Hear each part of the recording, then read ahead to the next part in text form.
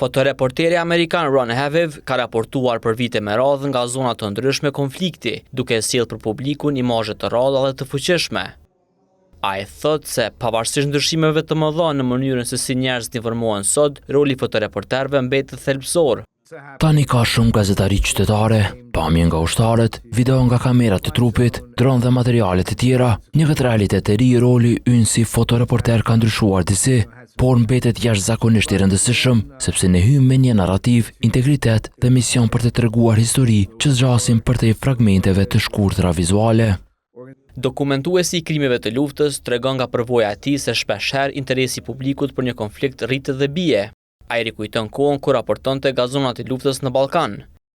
Interesi i publikut ngrihet dhe bie, njësoj si gjatë luftrave në Ballkan, ku shpesh askujt nuk i interesonte çfarë ndodhte në Sarajev apo në Drenicë, e pastaj interesi kthehej sërish. Roli ynë sot mbetet i domosdoshëm dhe i vlefshëm, por jetojmë në një kohë me kaq shumë informacion, saqë duhet kohë për të kuptuar plotësisht çfarë po ndodh. Haviv ka folur edhe për sfidat me të cilat përballen sot gazetarët palestinezë në përpjekjen e tyre për ta treguar historinë e tyre para botës.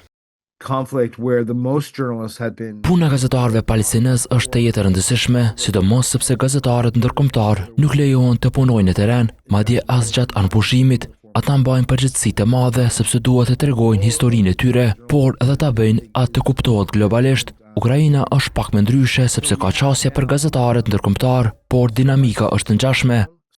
Ron Haviv njihet për dokumentimin e gjerë të luftrave në Jugosllavi, betejën e Vukovarit në Kroaci, rrethimin e Sarajevës, mizoritë në kampet serbe të përqendrimit në Bosnjë-Hercegovinë, si dhe spastrimin etnik të kryer nga Tigrat e Arkanit.